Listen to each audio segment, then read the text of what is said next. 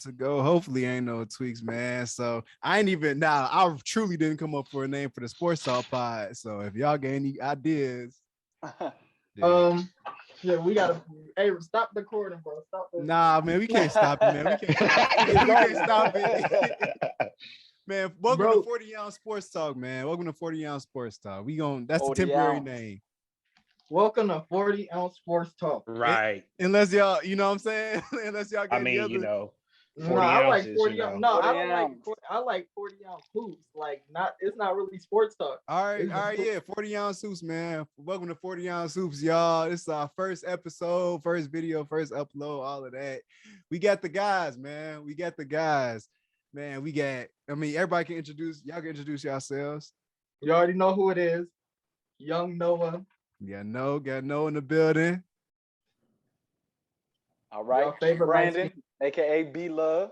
Got B Love, got Brand, and we got Taylor Spade. This is royalty. Yes, any one of the three. Yes, y'all sir. The light skin nigga, you already know. Let's get right into it, bro. Yes, sir. All right. Man, I wanted to talk about, just general. Well, y'all want to do play-in talk first? Because, like, by the time this upload, all right, so as we recording right now, one of the playing games is going on. It's looking like Brooklyn going to win, and then Brooklyn, that will make them the 7th seed, right? That'll make them the 7th seed, and then that would make the 8th seed will go against the winner of the 9 and 10. So we can start. Let me pull that up real quick. I believe the winner of this game goes against the Celtics, right? Ooh. Yes. Yeah, the winner of the Nets and Cavs go against the first round Brooklyn versus Celtics. Yeah. Man, we can talk about that first. But honestly, if Brooklyn wins this game, I was listening to I think it was Undisputed earlier this morning. They're gonna have a hard draw because you would get Boston first, and I think it was you would get Philadelphia in the second round if you make it out the first. Exactly. It's not looking too pretty.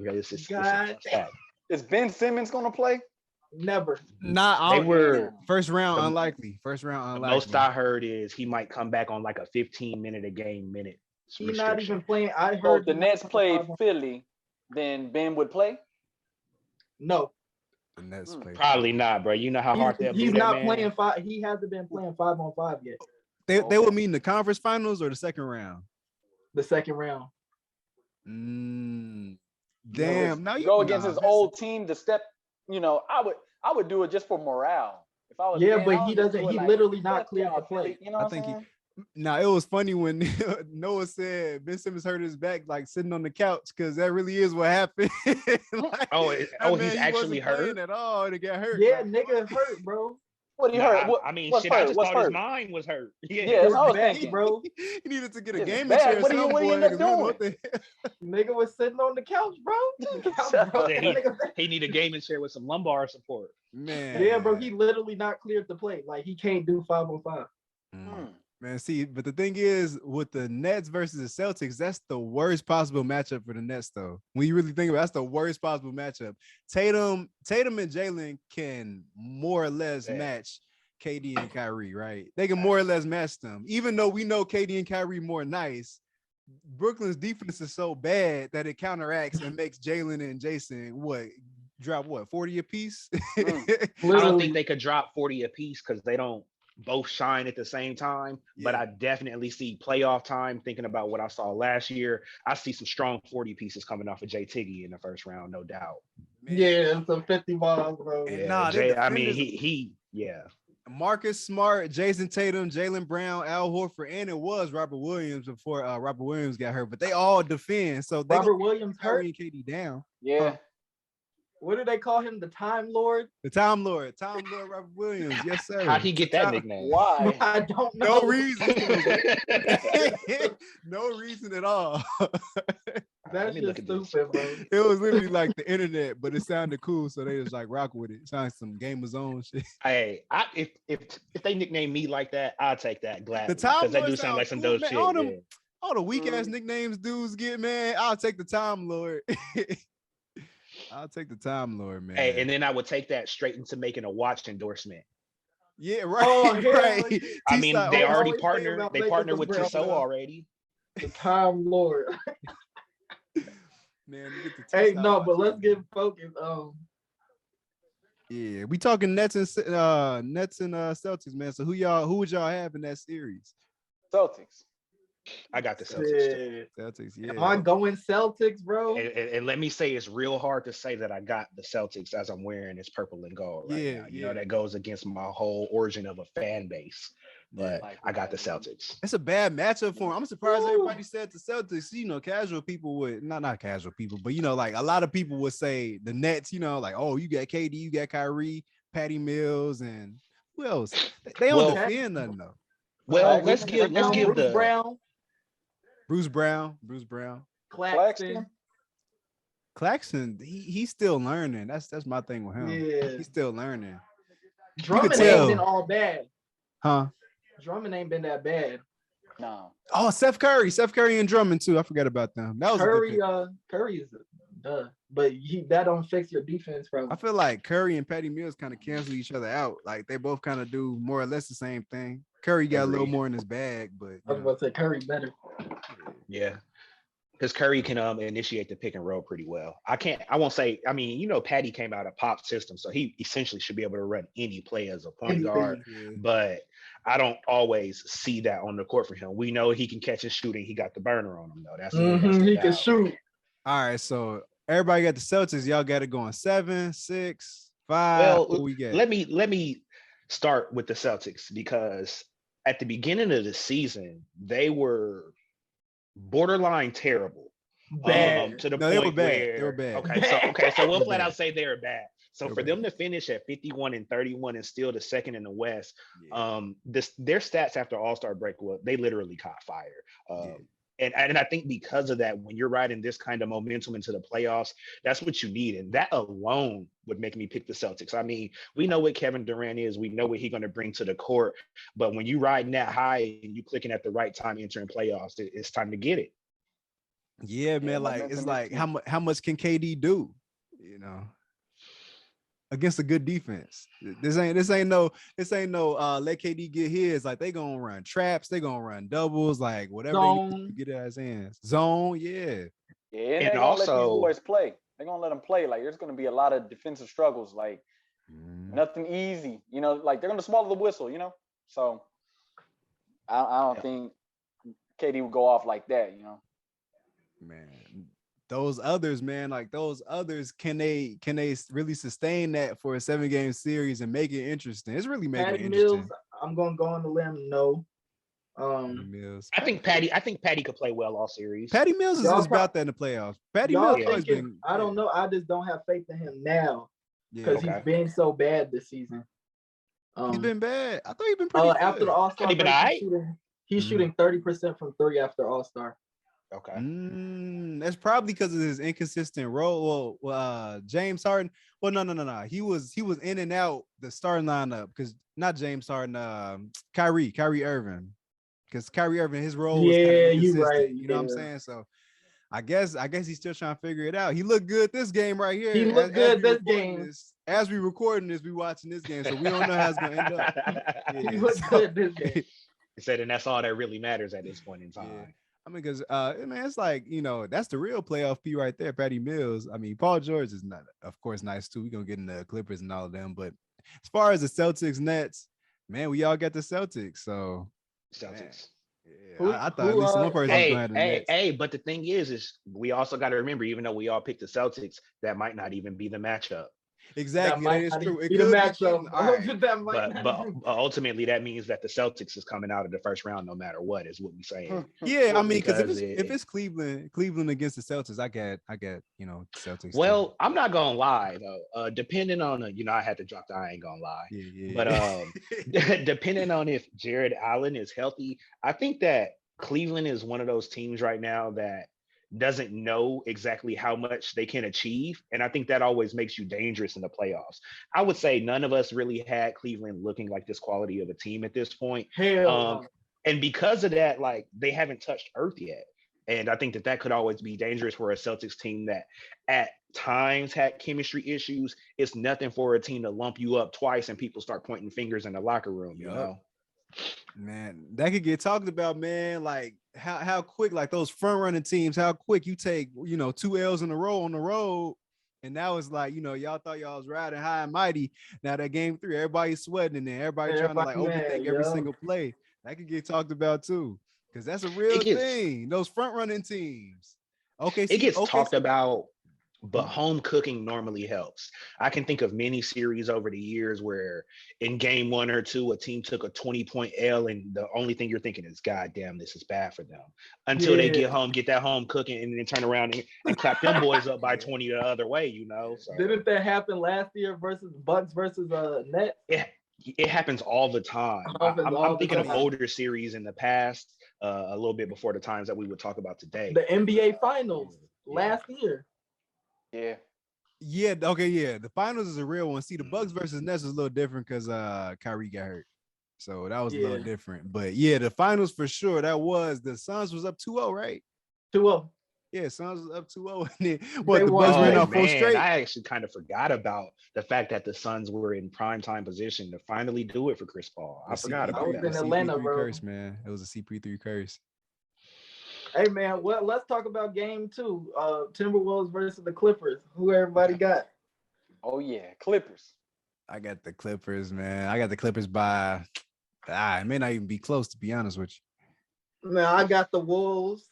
Yeah, I know you got the Wolves. I got the Wolves. I honestly don't know how I feel about this one either way. I haven't watched a lot of the Clippers this year. And a lot of it was because of the injuries.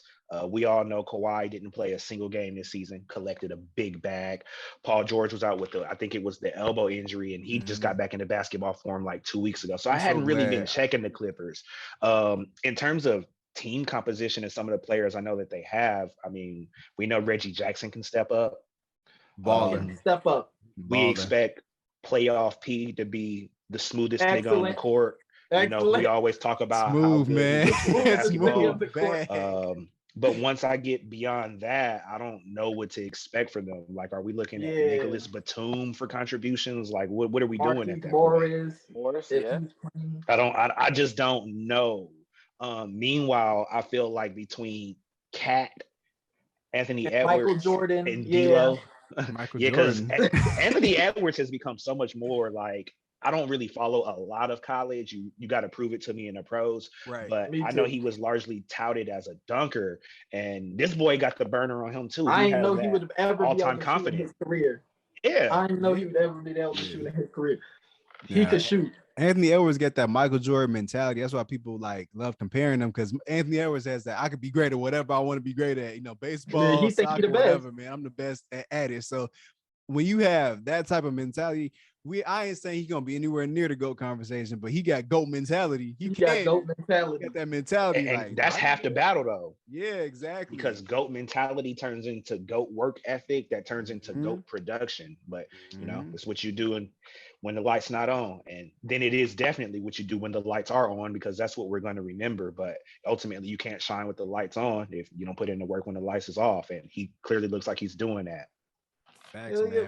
I just feel like the experience the Clippers got in the postseason, I got to go with the Clippers. The Clippers is nice in the postseason, man. Like, they a tough team to beat. They are a tough team to beat. They always and the only team that should have done it was Luka over the past couple of seasons, and it's just not enough. Yeah. I mean, like Luka himself. Yeah, but the Clippers lucky that they're not looking at Dallas right now, because we've seen how those series turn. I mean, Luka's hurt though. Yeah. He got Luka is hurt on the last game. Luka has bad playoff luck, man. No, that was the coach that time. The coach didn't take him out. Oh, Jason Kidd ain't take him out. Damn. No. I didn't know that was the backstory with that. Last game. KD with the nice little hop step euro. How are y'all watching the game? What? Oh, it's not on for me. Okay, maybe a little delay. Delay. Yeah, it's on now. But yeah. Oh, yeah, my camera angle is focused on Kevin Durant only. Now, this is interesting. Oh, yeah. This could, I might have to start doing this when I'm really intrigued by a player, so I can micromanage the things that they do well versus what I saw that they did. If anybody, kind of KD is the guy to do that for, especially on offense, man. It's like, oh, God. I would actually, on the Nets, I think I would want to watch Harden. Well, my bad, not Harden, because he's out of there. I would want to watch Kyrie because of the way that he scores in bunches, like with the 60-point game he had. Like, I I've never been the biggest fan of Kyrie, I should say. But man, the way that guy puts up buckets and flurries at times efficiently, I had no choice but to give him his props. And if that man if untucked Kyrie walks onto the court, it's dangerous. See, I always felt like, Kyrie was like always like the allure of his game, not really what he was doing. Yeah, it's like it's a lot of point guards that were better than him at certain times. People thought he was the best. He had a bag. It looked good. It was flashy, but I'm like Steph. Like, how is he better than Steph Curry? Like, they're not even in the conversation. James Harden. What? James Harden, when he was really balling, James Harden would be averaging 34 points. They would still say Kyrie better. Exactly. And quiet as kept, nobody talks about Kyrie hasn't played in the past 4 seasons. I could be wrong. He's injury prone. Kyrie hasn't played in the past 4 seasons. Yeah. It wasn't on him this season, but every other season before that, yeah. For an entertainment standpoint of looking good with the basketball in his hands, would you rather watch Kyrie or playoff P? Kyrie. Is it a landslide though? I'm not going cap. Now playoff P is nice.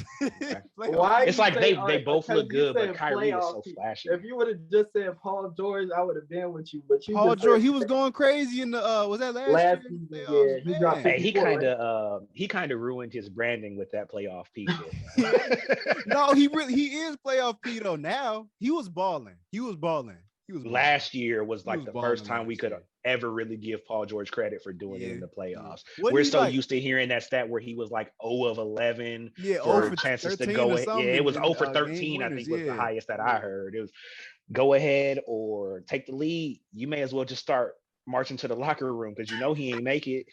I like the mentality though. You put that big bullseye on your back, like, nah, it's playoff P. Like, I like that mentality. You ain't scared of it. You ain't running from. Some players like to, downplay stuff like, oh, it's just another game. Oh, it's not like when guys put all that pressure LeBron James. Hey, I got the jersey on, but LeBron. Not LeBron be playing chess. Now good and well LeBron gonna drop a 40-point triple double in the playoffs. He just be trying to lull everybody asleep when he says it's just another game, man. We come. LeBron is like a hyena at rest, boy. He be just like, nah, we good. It ain't nothing, man. Crouching Tiger, Hidden Dragon. Right, bro. Drummond is having his way today. I thought Drummond is good. There is no one in the paint.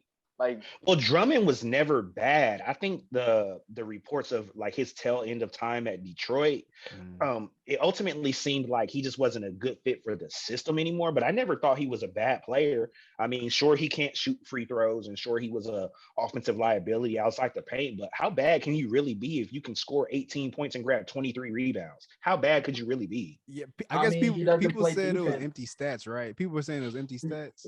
Empty stats, and he doesn't play really any defense, but he's big. In my opinion, like with centers, my favorite thing to see from a center is how do you play your hedge defense on the pick and roll? Like, that's my most important thing for a center. Literally. Can you protect the paint while showing, like, are you a good defender? Because people always target the center. That's why I really I love the centers that can hedge well on defense, recover, get back, make a block. Evan Mobley does that very well. I was going to say Evan Mobley, he's cold. Anthony Davis. AD does it great too. Yeah. Who else, man? But it's funny though, because once AD run out there for that hedge, you got to worry about him rolling his ankle when he planned to try and turn around and protect the paint. Man. It was actually a time when people compare AD to Tim Duncan. So yes, there was, and that was a real thing. After one ring. It's crazy because, like, realistically, and I think many of us would really agree, Anthony Davis hasn't been good since the bubble. No, he's been bad. He's been terrible. He's been hurt since the bubble. Well, I mean, he was even hurt in the bubble, but at least he could shoot then. Something about when he left the bubble, his jumper didn't translate to the following season. I think when he was playing back, I still think like he had a nagging injury or something. I truly do believe he had some type of nagging injury because, like, where did his shot go? It just disappeared. But are you saying that over like the last season or so? Like, you think he was like nagged along the way this season? Let me see. Doesn't mean last season wasn't in the bubble either. He couldn't shoot last season. Side note, wait. Let me see. I think what we could do is when we run out of time, we got 10 minutes left. I think we could just start another recording and we good. I don't know if y'all can see that pop up that says run out of time. No, only the host. Only the host. Okay. If you don't no, pay we good for though. the, So I'll let y'all know, and then we could probably start it again, and we good. But yeah. Well, AD, yeah, I think it was really last season was the Drummond season, right? He was playing okay, but this past season he really couldn't find his shot. I remember that. Right. This season it's been terrible, and it's sad because like early on in the season when he was healthy, you know, of course I actually watched the Lakers games at that point of the year, but it was kind of painful to watch because you could tell like LeBron was still like trying to use that like beta mentality and show Anthony Davis that it was his team. So like times where we needed a bucket and it was late shot clock, I was tired of seeing Anthony Davis never post up, never go to the rim. He literally just dribble, get your ass in the paint, and shoot a wing three. Come on, Brand. Oh, wait a minute, Brand. Come on, man. Brand, say something, bro. You've been quiet, Brand. Look, you've been quiet, you know how I feel about that shit, man. You know how I feel about, you know, I mean, I feel like it's just the slim bigs though, you know, who want to play out there like Cat. Like, get your they big out there ass thinking they cute and shit. Hey, but I mean, with Cat, you got to respect it, bro. He just won a 3-point championship. I mean, he won a 3-point contest, like, and he looked good doing it. Yeah. And don't forget that Noah was telling you over the last season or two that Cat is one of the greatest shooting centers of all time. And the first and only thing you said was get your ass in the paint. Now he's proven to you he don't have nobody to do care it, about all that is wild. Like he's a big your big ass in the paint. I don't give a fuck. Man, come on, man. All right, so I just you know how I feel about that. I wanted to pull some numbers for y'all in terms of percentage. Okay, so 1920 was the season in the bubble, right? That ended in the bubble. Yep.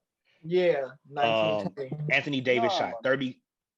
Yeah. Huh? No. That season, 2 seasons ago. Yeah, he was shooting 33% from three, which is very close to the best of his career. It's close a few to league average. So then he fell off the following season. He went down from 33 to 26%. And this past year, he was even worse than Russell Westbrook. He shot 18.6% from three. That doesn't account for free throw percentage. How many attempts? I'm only talking about threes. It was just under 2 a game. He made 0.3 attempts out of 1.8. Golly. I wonder that sounds brutal was, though, man, because like what is like it's not just damn. I hate to get into the Lakers on everybody. I mean, we can get to the Lakers. I'm like, is it the Russell Westbrook effect for real? Like, what y'all think? No. Honestly, as Lakers fans, no, it's Anthony because he couldn't shoot last year. Yeah, because he couldn't shoot it last year either. Everybody scapegoated Russ this whole season. Everybody scapegoated like he became the easy target. Yeah, it was easy. He the newest to the team, so put the blame on him. Mm-hmm.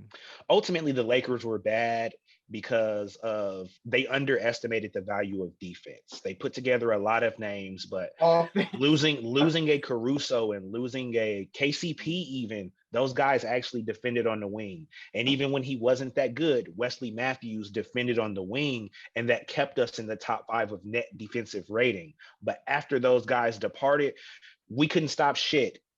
Niggas was not getting back on defense because Russell was outrunning everybody down the court and then smoking his layup. Nobody ever wants to get back when you smoke layups. That is boy, Westbrook, he missed 35% of his dunks or something this season, right? He only converted 60% of his dunks this season, which means he missed 40% of them. No, he missed 40% of his dunks. So my fault. I said 30. He missed 40. Isn't LeBron like 70%? I mean 90% or something on dunks? Most players are probably in the 90s on dunks. Like most players are. I don't know who's second, like worst on missed dunks. It's just so weird to hear, you know. Yeah. Skip Bayless was saying that in his time of like covering sports, he was saying Russell Westbrook has some of the worst hands as a point guard. And there was a clip going around today, you know, the Titanic song that people like. Yeah, it was a whole like minute and a half clip of Russ, all the things we remember seeing this season, him shooting, hitting the top of the backboard, him fumbling layups. I mean, there was like finger rolls that he was dropping in the rim, and they were just or he'll go like this. That is what I see with Russ. Like I really feel, even with his shot, I think Russ is a leg shooter. I think like he really used like a lot of his athleticism in his shot. And the problem is when your athleticism wanes down, that affects your whole jump shot. Yeah, so you're not getting that sake because he didn't use touch, he used his legs. It was a lot of his explosion. Like that's the reason he had the mid-range to begin with. He explodes to the rim. You're gonna back up trying to get ready for it. He has that little, the pull-up midi, but it was off his legs. He's not as explosive as he was. He's just getting older. So he almost 34, Yeah. But the thing that like where it failed to translate is normally at that point, because Russ was so dynamic of an athlete in his heyday, he still shouldn't be blowing his layups like that at this point. Like, sure, his legs have decreased, but there has to be maybe some mental point to where he doesn't even believe in himself to the same degree. Because when you look at his mid-range jumper failing, his free throws percentage failing, and his missed layups, he don't got failing. No touch. Something's mental. It's no touch. Like, man, like we all of who, like, at least at the record, like we know like the art of touch on the layup. Like you got that soft touch. That soft touch is a lot. Russell, he's like more of like that strength. I'm gonna explode up here, and I'm just having to be up here. I'm either gonna dunk that shit or lay up hard. You know what I'm saying? Lay up hard. And that's that Lou Williams touch, the Kyrie Irving touch. Like 30 guys lay up hard. Lay up hard. Yeah, does Russell Westbrook not lay up hard? It's like a hard layup. Hit the boom, boom. Even D Rose had great touch. D Rose, Kyrie. D Rose amazing touch. All these. Who else has like just nice touch? KD has great touch. Yeah, I got when it comes to touch, Steph. I mean, that sky high floater, and that super scoop layup. Yeah, like Steph is a definition of like having good touch around the touch in general. Like, cause you could tell like by the way guys' shots miss. Like, does it bounce in? Like how does it look when it's missing? Is it like a big boom boom, or is it like a bounce around the rim? Russ has some of the most animated misses you'll ever see. Exactly right. It's a hard brick. It's a hard brick. Hard shatter the backboard. Right. He shoots kind of like a big man. Like even the mid-range he tries to do like that off the glass, that's a Tim Duncan move. He's 6'3". And that's what I was looking at, that clip that I was just talking about that highlighted how poorly he shot. And what I was recognizing is the fact that Russell did actually like to bank in a lot of those like 13 to 16 footers from the left and right elbows down to the baseline region. And like, so other people view it as a bad miss because it is still a bad miss for how it looked. But a lot of people aren't actually giving an account for the fact that he was going for a backboard shot. It was just terrible to begin with.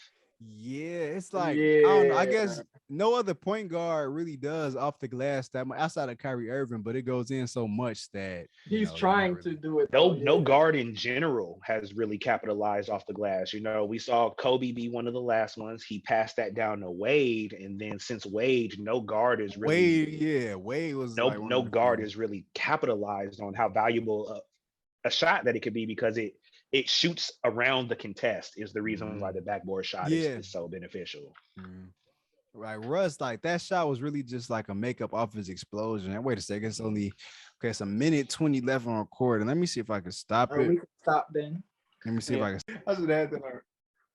Yes, sir. They can't stop us another 40 minutes. Hold on, wait, you talking about? Let's go. Hey, Brandon, the funny thing is, I ain't gonna lie. I seen that glass just raise up. At first, I thought that was like a bottle of like Lysol or scrubbing bubbles or something. I just now peeped that's like a it's that damn, like hold on. I'm gonna show you what I'm talking about. Right, so it changes colors. It changes colors when you drink. You know what I'm saying? Rotate your camera again. I thought you was just like, you putting it on, Brandon? I was seeing this, Brandon. This is what I was seeing. Scrubbing bubbles, looking at.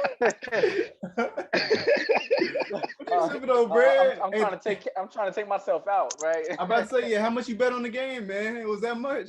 Yeah, no, hell no. We bounced from the east to the west, right? So we got the Hawks and the Hornets, and then on the west we got who's the west? Pelicans versus. Yeah, but let's start with that Hawks and Hornets, man. That seems like it's gonna be an entertaining game. Yeah, that's going to overtime. That game you going got who overtime. They call the new villain of the NBA. People love to just think that Trae Young is that mean, I guess, even though he is that good. But I like seeing kind of like a young, flashy guard. Don't he look like Waluigi though? Speaking of villain. Dang, like Waluigi though. Y'all be on his ass, bro, but no way. Bro, that's what I'm saying. Trae Young, you know the reason he became, well, first, there's two reasons he became the villain. First off, he was doing all them baity fouls for a whole season when that was irritating. I mean, I'm not that mad at him per se, because you know that's how the game is. If it's there, I'm gonna do it too. I hated that.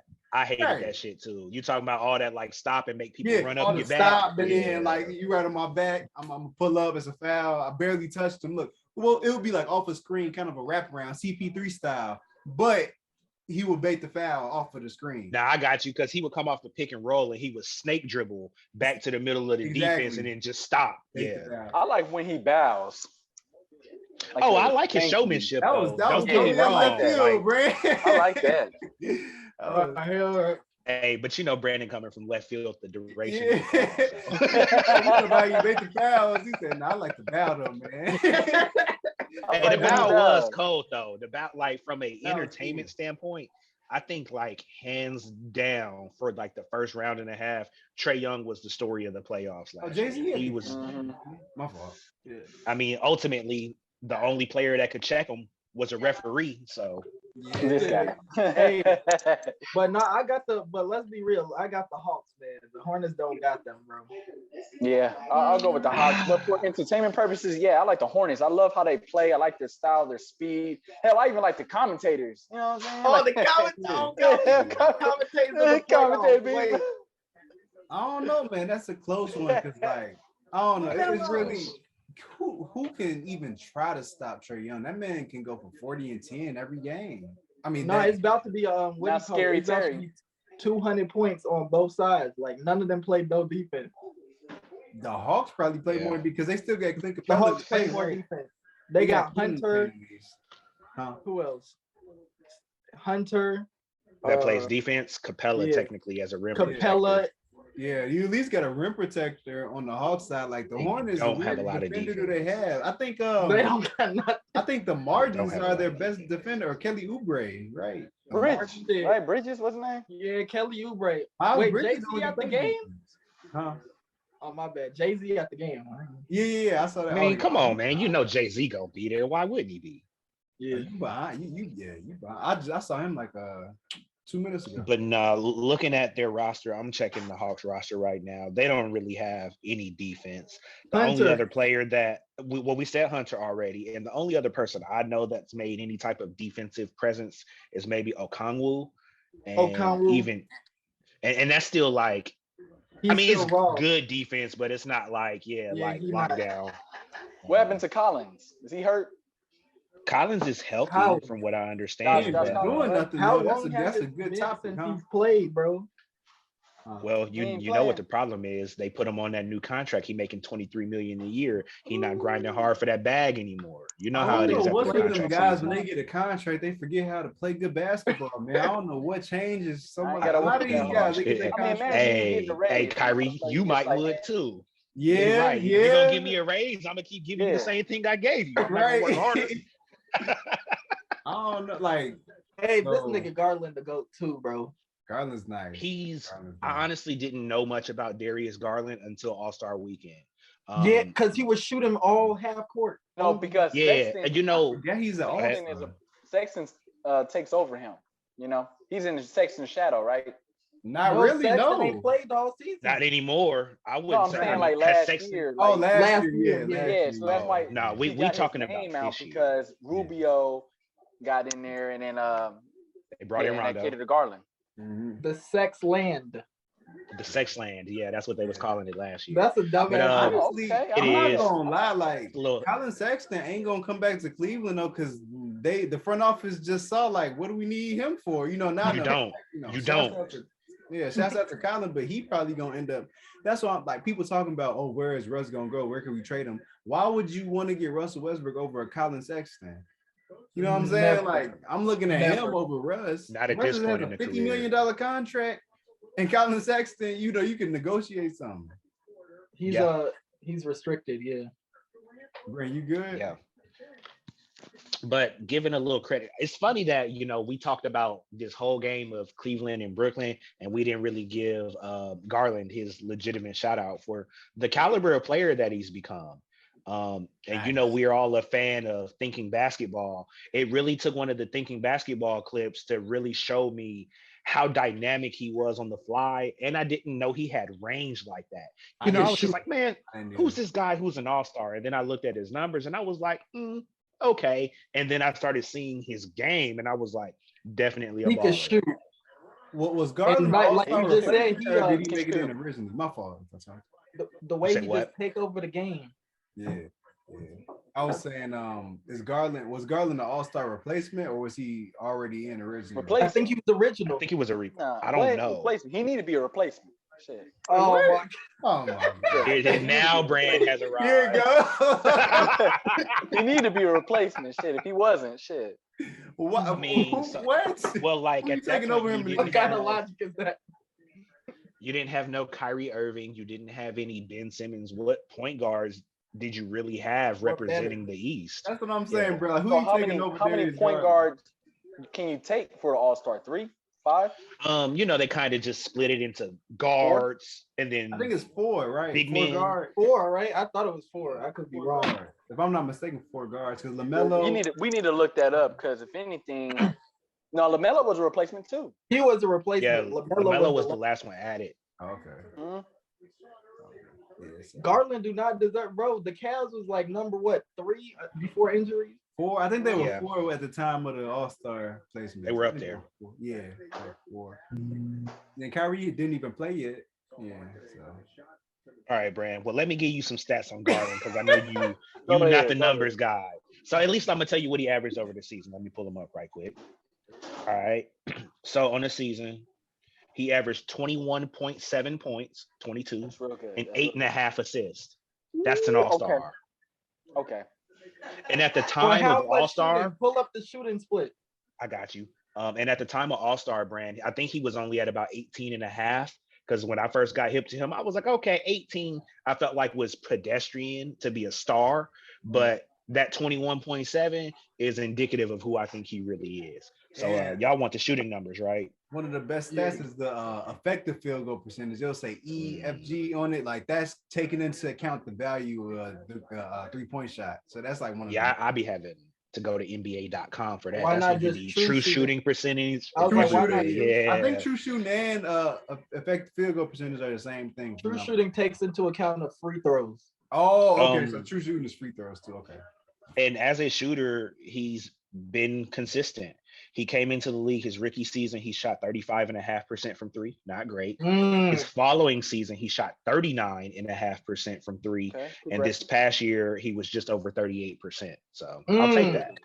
Yeah, 38. Excellent. And this season, that's on 6.7 attempts per game. He makes approximately 2.6 attempts. Like I said, Darius Garland has played so good that it is going to get Colin Sexton out of Cleveland. Like they honestly forgot. I wouldn't he was there. I would. You said you wouldn't do that, but why? Why you say that? Because he the heart. He the heart of the team. I feel like had he been healthy, they would go further. You want to know why he's not the heart of the team?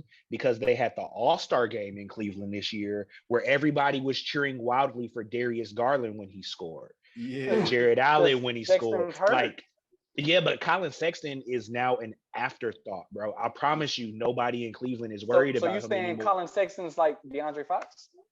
De'Aaron Fox. Stop, bro. Yeah. But what I'm saying is he's an afterthought. There's Colin Sexton is not coming to your team and putting up 22 and 8.5. He's not doing that.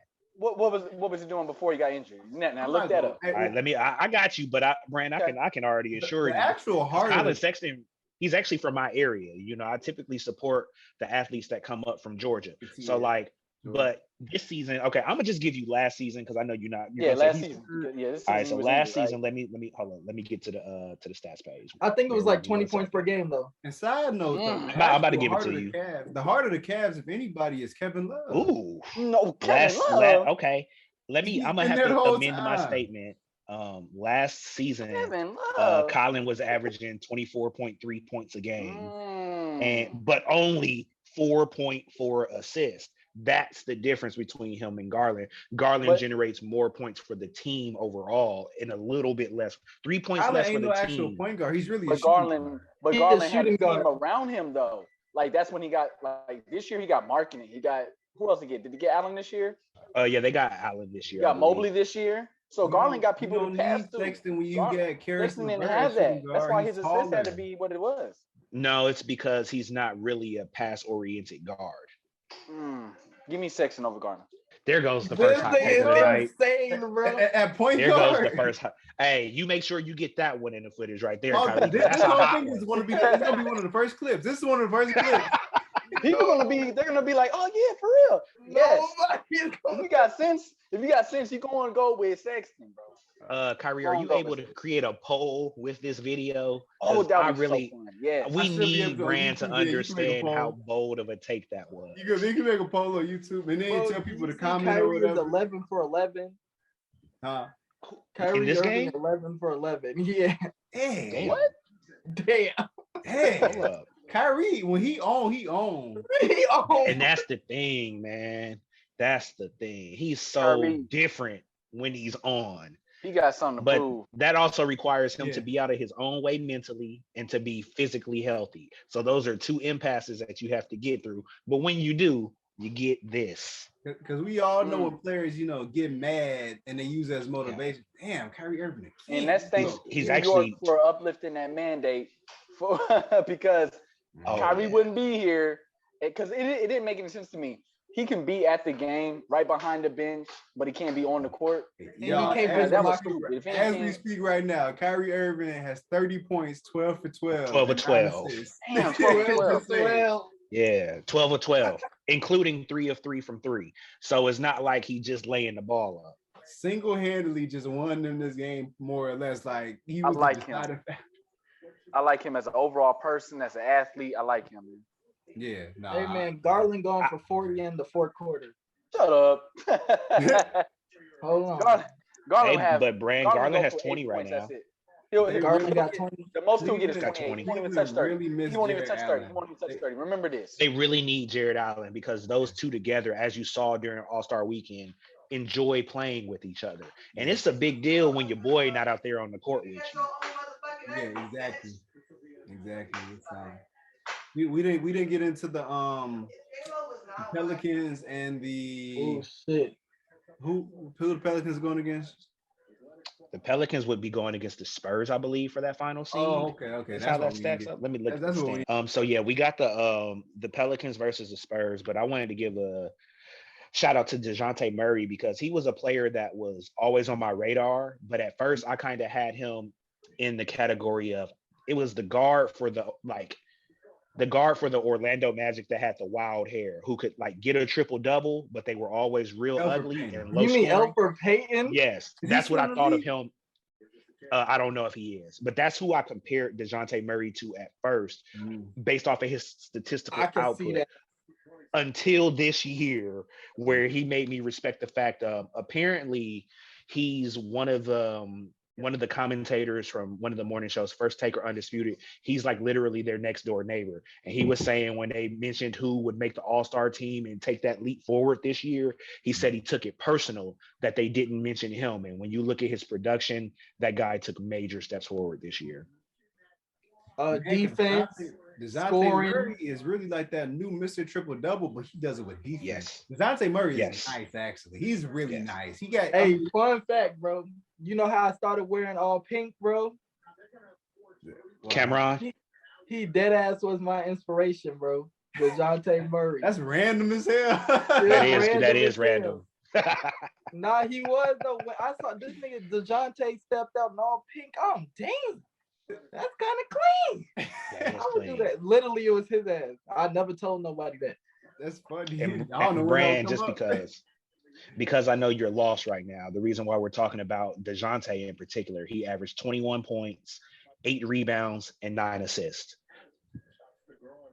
Real clean line on the season. Yeah, 21.1, 8.3, while playing defense though. No, while playing defense. While playing point. Pop ain't going for that shit. And the Spurs are that mean they cool. They cool. The Spurs not good. Who y'all get? I don't know how much. The other one was that that's the All-Star, right? That's the replacement. That's the All-Star. Yeah. Okay. Who y'all get? If anybody, wait, what happens? I got the Pels just because of the sheer scoring they could put up at any given time. Same reason. Well, CJ McCollum and Brandon Ingram is going to be. Yeah, I don't know when they're going to score. DeJounte Murray. Yeah, and my God. Shout out to the Pelicans for getting CJ McCollum because that was quite the change. That, like, man, when they got CJ, they played different. Ever since they got CJ, they've been a respectable team. I know Zion is kind of itching to come back now. He's probably like, oh, man, like, we got a whip now. And then you add me in at power forward, or wait, is power forward. Ingram. Well, it's possible. I knew coming into this season before the injury news, they were planning on experimenting with Zion at point guard to kind of give him that Ben Simmons approach where he's able to just get downhill with shooters around him.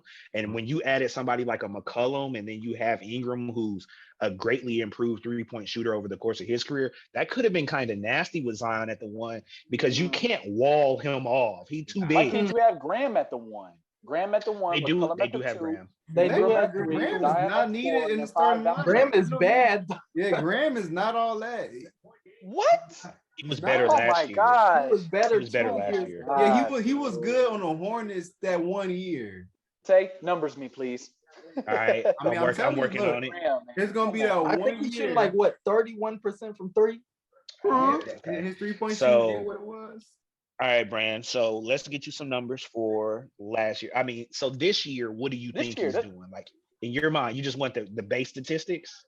Give me the base statistics. 12 points, 2 rebounds, 4 assists per game. Oh.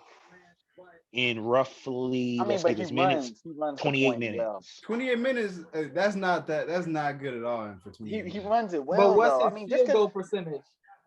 Field goal percentage this season, 36.3. 36.3. What's it for free? But he takes more threes. He takes more threes. Well, not twos, but he takes 34% from three. God, that's not bad. That's actually not. That's league average. Not bad. I mean, that's league average. Below league average. I mean, if you. But if I look at, go ahead, Kyrie. I think you're gonna beat me to it. I was gonna say, look at his Hornets averages, like what he was doing, what people think. Yeah. Last year it's actually crazy because 2 seasons ago was the crazy year where that's 18 points per game. That's when 18 is correct. See, I remember, bro. Yeah. That's when he was like a semi all-star for the first part of the season. He was like flashy. He looked like Lil Bow Wow from Like Mike on the court. Actually, Lil Bow Wow. Yeah. It's a 7-point game. Hey, the Cavs. I told y'all, bro. Y'all tripping. Hey. I told you. Well, hey, Vegas gonna win some money, bro. Ooh, Claxton just tried to. What the? That was great. My boy Garland too. Let's go. You seen that? I know. I'm a fan of Garland. Yeah, I'm a fan of Garland at this I don't know who he reminds me of. I told you, Garland's not going to have more than 28 points today. See, but this is what I was talking about with the Nets right here. See, Kyrie Irving, he's 12 for 12, 30 points, 10 assists, and it's still a 7-point game because they started trapping Kyrie. Like, that's all they get. KD, Kyrie, and these others, I don't know why I ain't trapped Kyrie sooner. In France. In France, yeah. Kyrie, KD, friends. Not saying not to disrespect any of these other guys, but there's things you can do to stop the net. Yeah. Indeed. And not to mention one of the first ways is to just beat them up inside. Yeah, exactly. Yep. And they lucky Cleveland ain't got their rim protector. I think this is a different game if dude's playing. Like definitely. Over the past couple of seasons, Jared Allen is one of the more undervalued and disrespected players that I've seen for the quality of basketball he plays while on the court. It's those type of big men, like the big men that do what you expect them to do don't get their respect because they're not flashy with it. Like, for example, Steven Adams and Jared Allen do the prototypical thing you want your big man to do. Like, but they do it. They set the screens, set our screens, they call stuff out, play good rim protection, no ego. Just get theirs when they get there. You don't got to call a play for them, pick and roll. I mean, that's just a lot of international players too, though. No ego. International, he's American. He's not American. Jared Allen. No, Adams. Oh, y'all ain't talking about. Yeah. We talking about both of them. It was a comparison. Okay. But you have to put a little bit more respect on Jared Allen brand because he does average 16 a game, and you're not getting that with just offensive rebounds and anybody. I like Jared. He's solid. He does play offense. Now Steven. Hey, well, Brand, you should like him because he get his big ass in the paint. Right. That's what Brand likes. I like that old school style, that big ass fro. Looking like Afro Thunder looking ass. I think the fro why he don't get respect, bro, because he look old school. He has no swag. I like put my fro on people on defense. Hey, but swag, it don't matter. Tim Duncan didn't have no swag. We see what that turned into. Tim Duncan had zero swag. The worst swag. Yeah, Tim Duncan was like dressed straight out of Walmart, bro. Like straight out of Hey, that's kind of swag, bro. Is it? Yeah, when you make millions. You make a million, you dressing like Walmart. Hey, I mean, that's like Zion. Zion ain't got no drip. Zion ain't got no swag. So wait. So the Pelicans, if they beat the Spurs, they go against the winner of the 7-8. The Clippers and the Clippers. Pelicans versus Clippers and the Wolves. Okay, so it will be the Pelicans versus the Wolves possibly, or the Clippers. Or the Clippers, yeah. Yeah. I think we all pretty much got the Pelicans. It's like when I even saw that the Spurs made the play-in tournament, I was like, huh? I mean, for that part, I'm pretty sure we all. Thank you, Noah. Over the fact it should have been the Lakers, low key. But at this point, I can't shoulda nothing when it comes to the Lakers. Nah. I mean, I literally, as a fan, have not watched a game from them in 3 to 4 months. I made some money off them. I mean, shit. I hope you were betting against going the other way. Going the other way. Yes. Like when they played the Nuggets, I went the other way. I didn't care they were at home or not. Yes, give me the Nuggets. No, I knew the Lakers was gonna be bad. 2 months in, I'm like, they are who they show, man. Like, but Lakers fans, man, I know you, Brand and Tay. I know y'all specifically, y'all some Lakers fans, and Noah is a LeBron fan. Even though you got the Lakers jersey, he's a LeBron fan. But Lakers fans, for some reason, really believe in their team when it is no chance. Like, it doesn't matter if it's 10 to 20 games in a row of them playing horrible. It is still some faith. Like, wait until we get so-and-so back. Wait until we get so-and-so back. Wait until we get Kendrick Nunn. Wait until we get Kendrick Nunn and Trevor Ariza back. Man. So let me tell you kind of like where that mentality comes from. Is we've overcome so much as a franchise in the past. You just kind of believe that you're supposed to be there. But I will tell you that the reason why Lakers fans were delusional this year is because I would say, honestly, most of us as fans didn't think that we would be great. I know that they talked about this lineup of Hall of Famer this, future Hall of Famer that, but on paper, a lot of it didn't make sense. And any real Lakers fan will tell you, when we brought in Russell Westbrook after knowing that we had Buddy Hield possibly like right on the table and DeMar DeRozan, it was what the hell is Russ gonna do for us? Is sure he's a statistical output, and at that point, that's when real Lakers fans had to admit we might not be that good this season. It just didn't make sense to bring Russ in, like outside of his name. But at this point, like, he's supposed to be a one-man band so he can sell tickets out in Washington like he was doing before. He's supposed to be a one-man band out on some team that nobody cares about, getting the triple doubles that he wants. Because in his exit interview this year, they asked him how he felt about the season. He said, well, I averaged a triple double last year, so I would have to think that my season wasn't that good. That's already the wrong mentality. Yeah. You know why? I think it's because he went to UCLA, so that's why we're trying to give him the little benefit of the doubt. You know, the last couple of years that he has remaining. Like you say, he's about to turn, 34, 35. So, you know, he got about, 2 strong years left with him. And then that's when LeBron dips and goes play with his son. You know what I'm saying? So, I mean. Basically. Man, I knew the Lakers wasn't going to do nothing this season when they lost to the Kings that game. And that one game, Nah, it was set in stone in those almost back-to-back losses within about a week and a half time to the Thunder. When Shai Gilgeous-Alexander came and pulled up from them boys for like 36 feet with the after they was up like 26 points. It's the picture that you can find on Bleacher Report right now. They did lose that game. And then they played the Thunder again about a week later. Yeah, I remember that. Yeah, I remember that. Position. Yeah. And did it again. Yeah, I do remember that. That's exactly what happened. Yep. That's when I knew. Yep. That's when I started to kind of like passively just like, I love to support my boys, but they not it. They not it. And then LeBron is averaging 30 points per game. Just like, there's no individual player. It's a horrible collection. It's not no one guy. It's a horrible collection of Kyrie missed, y'all. It's a horrible. It was a horrible attempt. Like, I don't know who put this team together. You know, rumors. LeBron. Some people said like, I don't know if that's fact. I don't know if that's fact. I don't know if LeBron actually put this team together or not. I know people say that. Kyrie, let me assure you, any team that LeBron is on, he is the general manager, head coach, and star athlete. LeBron put this team together. Hey, so LeBron I don't know what LeBron was thinking. Well, apparently, we knew what he was thinking, and it makes sense. Okay, so the idea behind it, and I think that this is the rationale, was Anthony Davis is so injury prone. You figured you needed one more star to help carry you at times where Anthony Davis was injured. And on paper, in the regular season. And on paper, Russell Westbrook should have offered enough for him and LeBron to be enough star power their way to wins, and it didn't translate at all. The ball handler too. There's supposed to be multiple ball handlers to help LeBron, like get some time off. Kendrick Nunn and Russell Westbrook and Malik Monk. It's a lot of guys that can make plays on ball on this team. This actually, now I can't think of every LeBron team, but this may have been the most on ball talent. Magic Johnson had a team like that. Magic Johnson had a team like that. What did he have? Lance.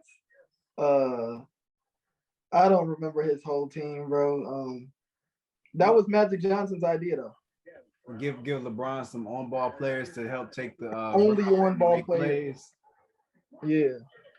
Who was on that team? Nobody remembers. 6-point game right now, Cleveland, Brooklyn. Yeah, I got it at 97-89 right here myself. Hey, how you don't remember? That's it. Magic Johnson. I'm more so really like keyed in on basketball. Starting at about 98 to 99. No, I'm saying he's talking about Magic Johnson.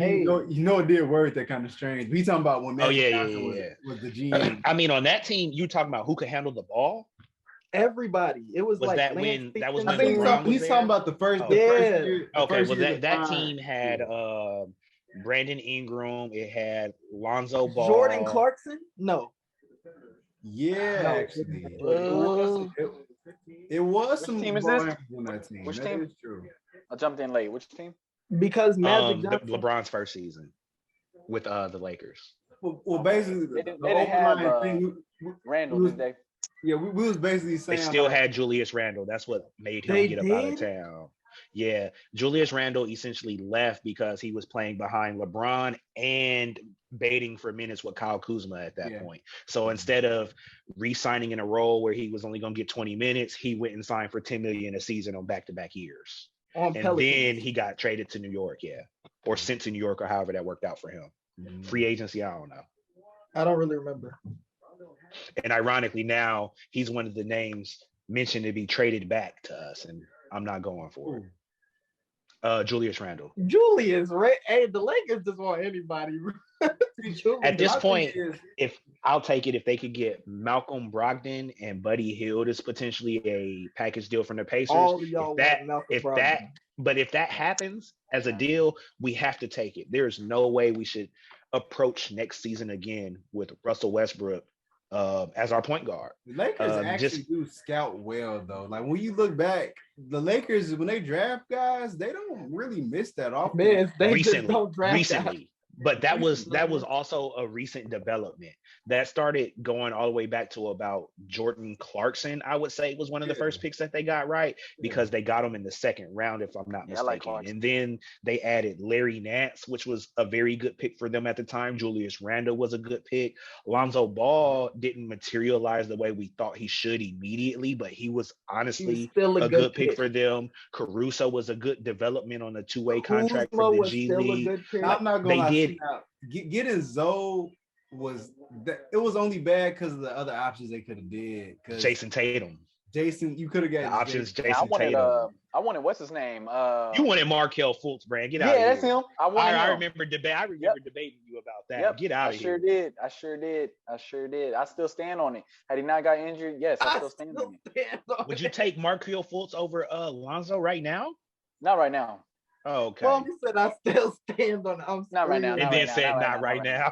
Not right now. I still stand on it back then. Like back then, I would have took him. Yes, I still would have took him. But right now, no. I'm about to look up that draft because that makes no sense. Markelle was playing in Lonzo's line. So I mean, it was right now, Markelle, Zoe, then Tatum that year. That was the year that Boston traded the number 1 pick to Orlando, who took Fultz, and then they were confident that LeVar had essentially marketed his son into the second draft position, and then they were able to snatch Jay Tiggy with the 3rd seed. And all the Lakers fans, especially since all the Lakers fans is Kobe fans, when we look at Jason Tatum, we like, how could you have gone against that?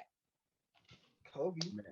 My God, Kobe. Like Jason Tatum was such a clear bucket, and he was a Duke guy. Those Duke guys is bred to get a bucket regardless. You could have had Jason Tatum on the Lakers, man. Like, you could have had Jason Tatum. And Tatum, his first year, he went to the conference finals, right? And Fox and Mitchell, though, y'all missing out on hella names. Now, see, like those you can't really call. Like, yeah, you can't call. You don't. Well, Fox, you could see. Fox was always good. Fox, you could see. Well, yeah, because Fox was cooking Lonzo's ass in college that exactly. Every time they faced him, he cooked that good. Man. And I'm a UCLA fan. No secret, I'm a fan of California. So I naturally was pulling and rooting for UCLA. But when I watched the games that matter, De'Aaron was not taking none of that shit off of Zoe, bro. Mm-hmm. He wasn't taking none of that. And then he was dropping 30 on his head the other way. Mm-hmm. Yeah, exactly, man. Like, I don't know. Like, see, De'Aaron Fox, that could have been one of those, like, why didn't y'all get him? But I can understand why you take Lonzo over De'Aaron Fox as far as the LA bias goes, with that specifically with point guards. But when you looking at JT and Lonzo, how did you not pick Tatum up? How y'all let him slip? Even the Sixers, how y'all let Markelle Fultz didn't look better than Tatum in college, if I'm not mistaken. They thought Markelle Fultz. Markelle was kind of going crazy in college, though. Yeah, I was like, Brand was talking about that man all year that year. So, like, I do have to respect that he was going crazy. I don't know, like, because I don't follow college that heavily. So, like, of course, I didn't. Lonzo was. My God, I didn't scout none. I ain't scout nothing for college guys this past year. Like, it's a surprise for me when these guys get into the league this year. I didn't see nothing. Man, there's some gems in there, man. Yeah. There's this dude from Kentucky. You'll see who I'm talking about. I can't say his name right, but you'll know who I'm talking about when they say Kentucky. You'll see. Okay. We're gonna see, because the last guy I really like, when I saw him in college, he jumped out to the screen. I'm like, yeah, he's gonna be nice in the NBA, was Ja Morant. Like, when you saw him in college at Murray State, Ja Morant. It's like who is this? His highlights, because he had one of the craziest posters of that year, and that was one of the first times I heard his name. Like, the poster was crazy. You're like, damn, did Vince Carter just reincarnate to college? Mm-hmm. It was a real exactly. I don't remember who. Let's talk about Ja Morant as a basketball podcast, and in particular, I just wanted to highlight how he became like the actual starlet of the NBA, the one person that everybody loves. And sure we know what he's capable in terms of delivering highlights on a nightly basis. He's a walking highlight, a modern Dominique Wilkins at this point. But find it floor general. And that's the thing. People are getting better at realizing when players are good beyond athleticism. And I think that that's a lot of the reason why Ja became so popular this year. For one, he's not a very mouthy superstar. He's not always in front of the camera. You don't, like, even though he's a household name, he don't get the same type of screen time as a Steph Curry or a LeBron James. And for some reason, because of that, NBA fans across the world have just gravitated to him. If you could find one person that says, it's a small market. That's why we're like rooting small market. I'll take any offering on what it is, why we all like him. But can you think of one person that doesn't? The last MVP people been big men. I don't think so. It's a guard-dominated league to me still. Still, even with that, Jokic, Embiid, Giannis. I mean, those are MVP caliber. Those are like that's the top echelon. You know, if you look at it in terms of impact, there's way more guards having impact on the game than once you get beyond like the top 5 big men. Yeah. I think what it is people like about Ja was more than anything, like he's balling now, but it was even the way he came in, like he was like, I don't give a, you know what I'm saying? He didn't care. He was jumping over Kevin Love. It was the he stuff wanted to dunk every nigga, bro. It was the stuff that didn't even go in. It was the stuff he was trying. It's like he would miss the dunk, but he wanted to dunk everybody. He come out. Malik says that Ja has the best incomplete highlights you'll ever see. No, he does. He does. He does. Like the audacity. It's like he's like, I want it. And then in the playoffs that year, when he went against the Jazz, it's like the mentality of like, I'm gonna keep coming at you. Like, nah, we still at it. I think that's what did it. I think it was the turning point from the end of last year to this season, because going into that series, the only thing that was talked about is how they were gonna go under the pick and roll. And that's when in one series, you saw Ja have the confidence to start shooting the three consistently. And he went from, sure, at that point, he was probably shooting maybe upper 20s in 3-point percentage, but then he went for like back-to-back career highs in postseason games for 3-pointers made. Sure, it was only 4, but it's to say that, hey, if you're going to go under these screens, remember, y'all know I'm a Lakers fan, we did the same thing to Rondo.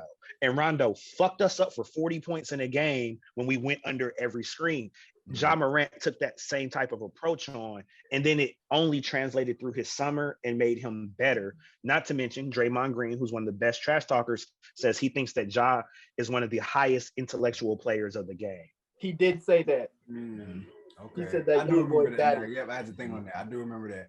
See, Ja, I mentioned Draymond Green. I hate to say it, but Ja gained a lot of my respect every time he goes against the Warriors. It's always something. It's like this is best games yet. Every time it's like, of course.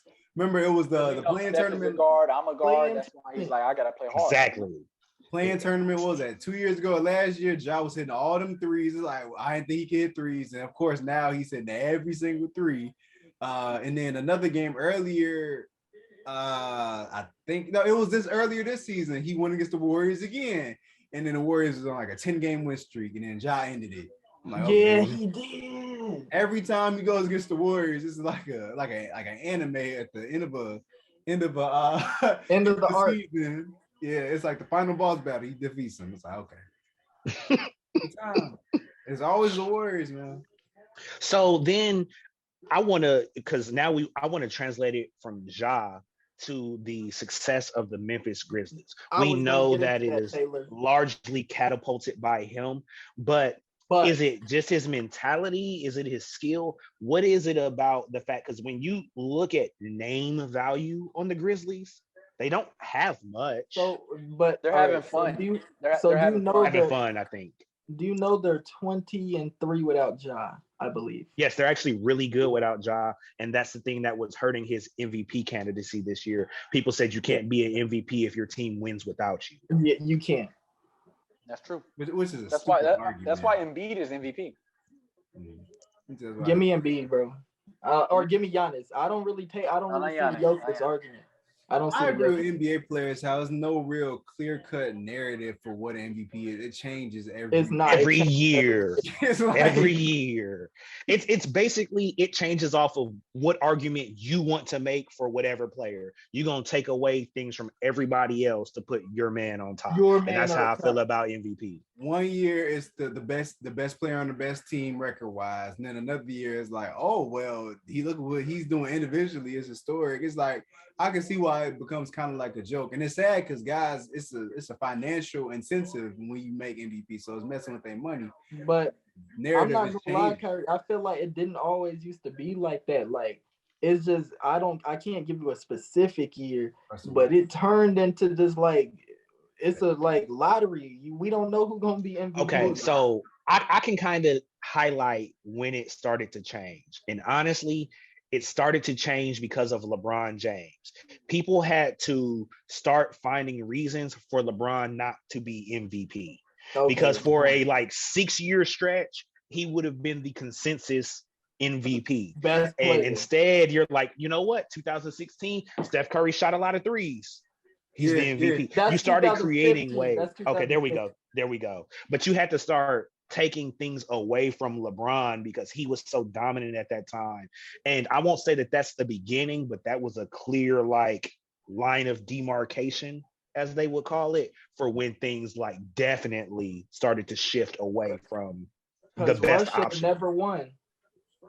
You said who? It was James Harden, bro. James Harden was the MVP that year. Harden was crazy.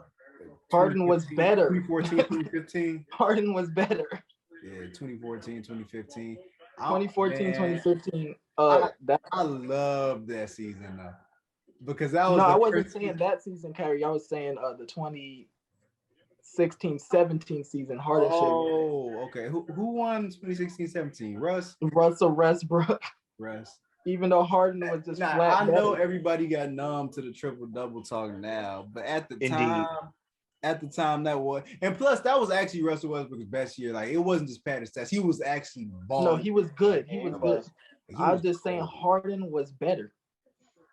It wasn't. It was the stats was kind of padded. He was getting his money off the free throws though. That's Harden. James Harden had like one more point and one less rebound than Russ, or two less rebounds than Russ. Talking about. I remember that season. That's when I had Harden on my fantasy team, and y'all all wanted him. When he would drop 100 points. That was that year. He'd drop 100 fantasy points. I had James. That might have been the next year. That was the next year. And then I ended up trading him for Levine, and then the season got shut down. Yeah. Yep. That was next year. Then. Yeah. Hey, this is the game I want to watch right here. The Clippers game right here. I'm looking. I'm focusing. My bad, y'all. I'm focusing. Right. I might have to change my backdrop so that I'm looking at the TV now. Well, bro, you got to multitask, man. You still been quiet, man. You got to get some of your. Wait. Well, actually, no. Let me ask you, Brand. What you think about Memphis? Like, what you think they looking like in the playoffs? They're not gonna make it to the finals. They probably won't even make it to the Western Conference Finals. That's crazy. I don't think that. It will be. Right. They will be going against either the Clippers. They'll beat them. The Clippers. What are you saying, Kyrie? Right. Yeah. Memphis. Let's see. Oh, okay. My bad, bro. My bad. Who's in Memphis way? Jazz. Whoever wins this game. Yeah. I honestly don't think that the Jazz is too threatening to Memphis. They're in the way. Outside, unless you're looking in the way. I'll say in the way. But unless you're basically saying that you feel Rudy's just going to clog up the paint so great that Ja is ineffective. I'm not gonna lie, man. No superstar is actually scared of Rudy. No superstar is scared of Rudy. Like they be like, nah, what's he gonna do? It's crazy though, because that then in turn makes people disrespect how good Rudy actually is. Yes, Rudy is good. Rudy's good. I say he get a good dunk on him. He would. He will get a good dunk on. I mean, come on. We talk about decent nicknames. The Stifle Tower. That's decent. That's a good one. That's a good one. Yeah, that's a good one. Hey, Taurean Prince look like Jimmy Butler. My man. No, he look like what's his name? I'm talking about on the court, obviously. I'm not talking about real life on the court. Oh, I like the way they play. I was about to say something now. No, not the way they play. He just looked like him. Like you remember? Maybe I'm flashing back to Jimmy on the Wolves, and like he had the little headband. Number 22. Yeah, number 22, and Jimmy Butler was 23. So it just reminds me. Y'all don't know because y'all wasn't watching. What are y'all doing? Okay. No, y'all wasn't watching Wolves basketball back then. Yo, this isn't going to be good. The Clippers are double teaming Towns right now because it looks like they wanted Batum to guard him straight up. And although Cat was actually trying to post him up, would you imagine that? It was still 17 feet away from the basket, but he was trying to post him up. He was trying to post him up, huh? He was trying to post him up.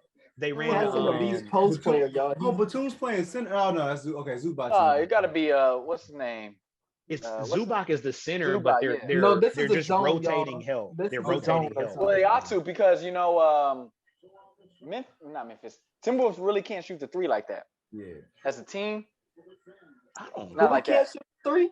Tyronn Timberwolves, they can't shoot the three like that. Tyronn Lue deserves some respect, man, because he comes up with some great adjustments.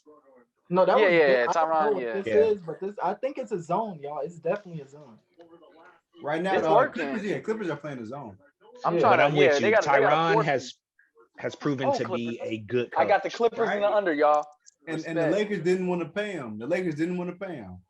He was still kind of unproven at that point. He was very unproven. But ultimately, exactly. I mean, but that's LeBron won you a championship. People say LeBron.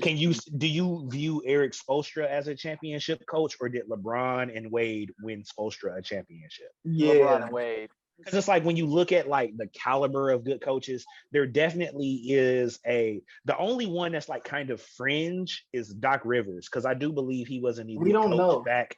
Yeah, but it's I thought he was an elite coach when he did it with Ray Allen and KG. But then everything after that, all people ever did was criticize his adjustments. So is he really elite, or did his talent carry him? His talent won him that championship. Okay, so there we have it. Ultimately, it's hard to break into that top 5 of coaches. If you had to say top 5 coaches in the NBA right now, how would you call it? Greg. I still got Greg at number 1, even with very little talent. I got Kenny Atkinson, even though he's not in the NBA. I got my guy. I'm gonna surprise y'all with this one. Okay. Carlisle. Rick Carlisle's what team? My bad. He used to be Dallas. Pacers. Yes. Pacers. Rick Carlisle is up there. He up there. It's just they disbanded that team, Yeah, they just suck. Yeah, and it's funny though, because the team, his style, I actually do think is effective, because he's really good at spacing and ball reversals around the perimeter. His teams swing at the highest level, and it's crazy that he was coaching a Luka-driven team that had to thrive on pick and roll situations, when he's more of a passing and pacing type of coach. And I think ultimately that's why he got ran up out of Dallas. Mike Malone. I really feel like I think Mike Malone as well. When what I'm about to say is all under Greg Popovich's tutelage, right? So you got Mike Budenholzer. Monty Williams was under Greg Popovich. I like Monty Williams as a coach. Monty Williams, suck, bro. What'd you say? No. I said Budenholzer not good, bro. He has ultimately. Budenholzer is one of the best regular season coaches you'll see. Yes. But when it comes to the matchups, how people actually knock Doc Rivers for not making adjustments, Budenholzer is actually worse. They still come out and they try and play the same exact way that won them 60 regular season games. When it's only 6 to 7 games that matter, they're still trying to duplicate the regular season's results. And that's why he was bad. He was bad with the Hawks, even though they would win 60 games. And then ultimately, when he first got to Milwaukee, it was the same principle. Y'all are a 3 seed at worst that still actually has no chance at winning the championship. He's the opposite of Stan Van Gundy, which I just found out that JJ Redick said against the Magic, when the NBA Finals led Dwight Howard led Magic team. He said that the reason that it was so bad against the Lakers is because Stan Van Gundy was trying to make changes before the series even started, and that was messing them up. That was actually a fun thing. I didn't know that. So Stan Van Gundy, I think he a guy that he sometimes makes too many adjustments, so players weren't the hugest fan. With his team, you had to though, and I'm gonna tell you why. And this is my take from remembering it. Your point guard back then was Jameer Nelson. He technically was the point guard, but your best ball handler and play initiator was Hedo Turkoglu. So you had to find ways to get Jameer, who was undersized, off ball open, and then still try to feed Dwight, who was still demanding the ball in the paint at that time. And ultimately, the only way to do that was kind of to have a post entry pass from somebody big enough to make it, because Jameer can't dump it over the top of a defense. So he was probably making changes off of that alone, not to mention you then were going to have to try and stop Kobe Bean Bryant from doing that right hand pull up finish with the left fading across the lane. And Devin Booker looking a lot like Mr. Kobe Bean Bryant right now, which is why it's so crazy. This is why Phoenix is hard to bet against them, because it's you got somebody that's basically playing like Kobe. You got Chris Paul, who's the point guy, and then everybody plays together on that team. They don't care who gets theirs. They all getting theirs. It's Johnson, Bridges, Crowder, Mikal Bridges. My goodness. Or is it Miles Bridges? No, Mikal. Mikal Bridges. Oh, wait, it's Mikal? No, it's Mikal. Nah, that's an extra syllable. Mikal. It's just Mikal. Okay. Yeah, and hey, we need to talk about how he played 331 games straight. Yeah, he hasn't missed a game in he hasn't missed a game in 4 seasons. When I read that, I was like, what? Like Iron Man and playing. He is the modern definition of the Iron Man. In that in Villanova, he didn't get injured or nothing. You know, that's impressive. And I think players like that slide under the radar. You know, I think that people sometimes are a little bit too willing to take a chance on a Kyrie Irving who was hurt his entire time of college instead of betting on Mr. Reliable. The best ultimately it doesn't durability. It doesn't matter how good you are if you're not on the court. So I want to give kudos to Mikal Bridges for that as well. And it also speaks. And the 76ers are a fool for leaving him. They traded him during his draft, right? His draft, yeah. Yep. Stupid. Because he could have been what how do you say his name? Dude with the afro, light skin, Tibule. I like to call him Tibule. Oh, Thibault? Thibault, yeah. No, he's better than I was like, who is he talking about? I don't know how I translated that. But. Yeah, because you knew what the letters were supposed to spell. Yeah, Tibule, shit. Yeah, Thibault. Yeah, I think they should have kept him. They should have. Matisse Thybulle guard you. He guards you funny, which is good. He remind me of Cephalosha. But he shoots they don't know. Better than Cephalosha. They don't know about Cephalosha. I know they don't know about Cephalosha. Like they don't know about. Probably not like that. Everybody knows about Cephalosha, man. When you're a glorified defender, people don't really know about. Yeah, he did have a very slow, ugly release, but outside of that, he was a defender. That's what he was on the court for. But listen, y'all, I'm about to jump off. My phone's on 4%. I gotta watch this Clipper game. I'm about to get ready to go bowling with the wife, so I'm gonna roll out. Say bye. Peace out. Edit this part out, y'all. Edit this part out. All right, Brand.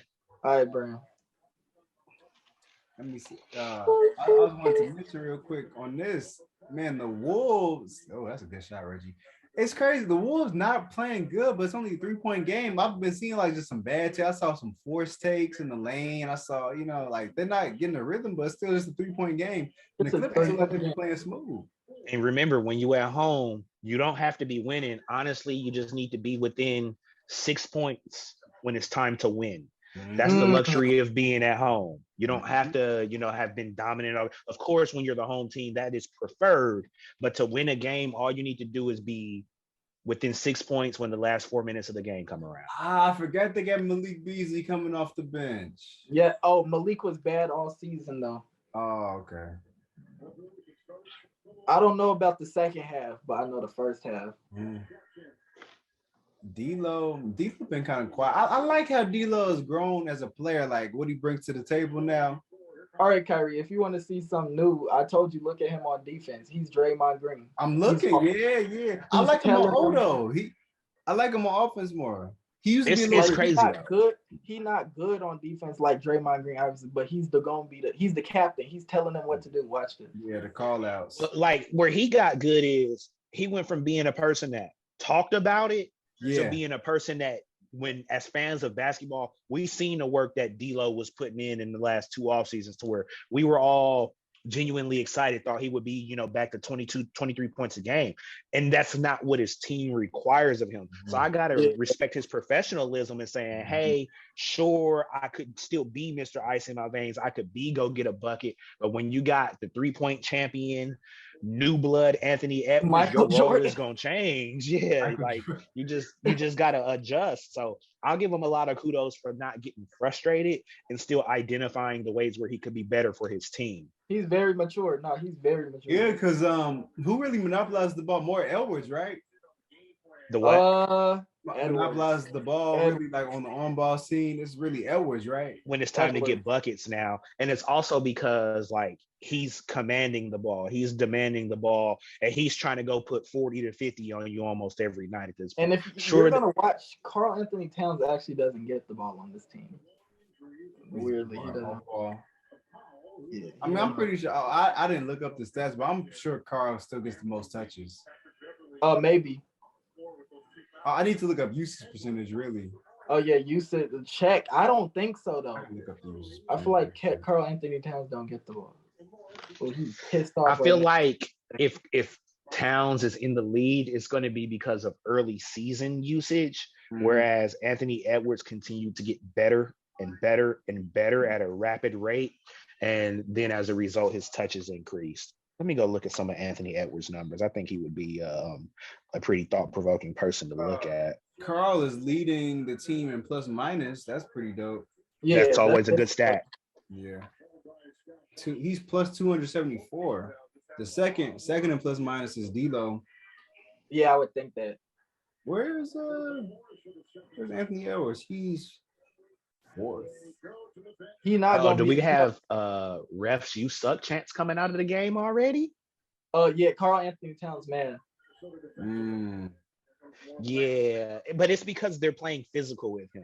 And this is one of the things that Brandon would have loved to have been there for, where he want to be like, get your big ass in the paint. Karl Anthony Towns is one of them people that's not physically imposing, to where if you kind of hit him with a couple elbows to the ribs and stuff, you can take him out of his game. Yeah, he's not really built to take that type of punishment, yet the Clippers are built to deal it. I mean, anytime you got a Morris twin on your team, y'all better be tough. Oh my God, bro.